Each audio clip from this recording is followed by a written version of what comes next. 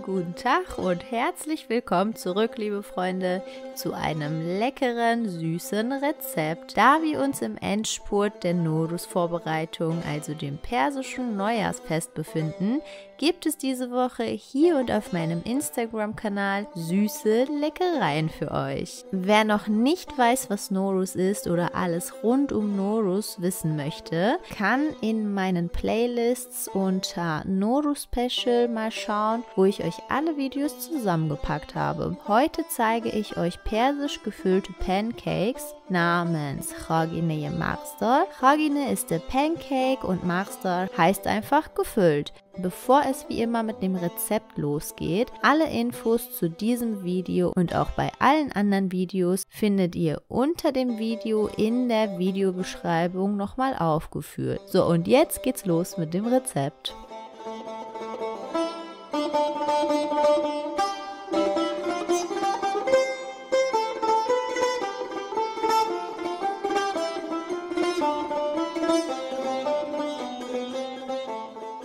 Den Safran habe ich hier wie immer zu Pulver vorverarbeitet. Dazu gibt es ein separates Video und in heißem Wasser aufgelöst.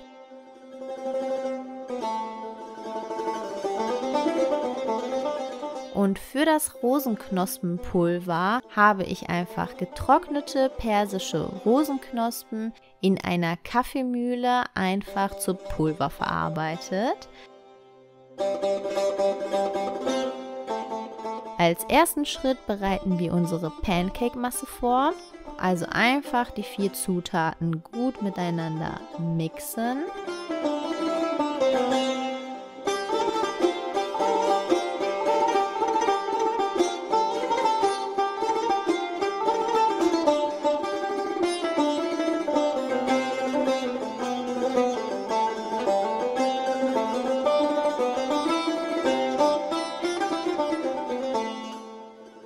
In einer vorgeheizten, eingefetteten Pfanne die Hälfte der Masse eingießen und auf niedriger Hitze abgedeckt garen lassen. In der Zwischenzeit die Walnüsse grob hacken, mit Zimt vermengen und auf den durchgegarten Pancake geben und anschließend ganz vorsichtig die zweite Hälfte der Masse darüber gießen und wieder abgedeckt auf niedriger Hitze garen lassen. In der Zwischenzeit bereiten wir einen Safransirup vor und dazu Zucker mit Wasser aufkochen und 5 Minuten köcheln lassen.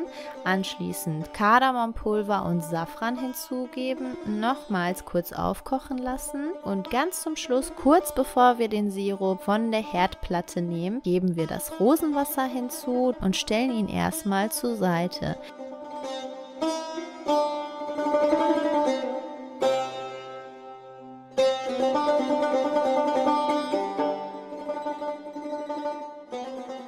Und an dieser Stelle Sirup zugießen und wieder 3 bis 5 Minuten die Pancakes im Sirup köcheln lassen.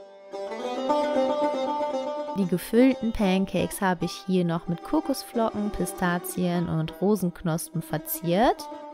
Und genossen natürlich mit einem leckeren persischen Schwarztee. Dazu gibt es natürlich auch schon ein Video auf meinem Kanal. Also schaut euch das Ganze auch nochmal gerne an. Ansonsten wünsche ich euch wie immer einen guten Appetit. Lasst es euch schmecken, wenn ihr das Ganze nachgekocht habt. Berichtet mir sehr, sehr gerne unten in den Kommentaren, wie es euch geschmeckt hat. Und wir sehen uns beim nächsten Video wieder. Bis dahin, tschüss.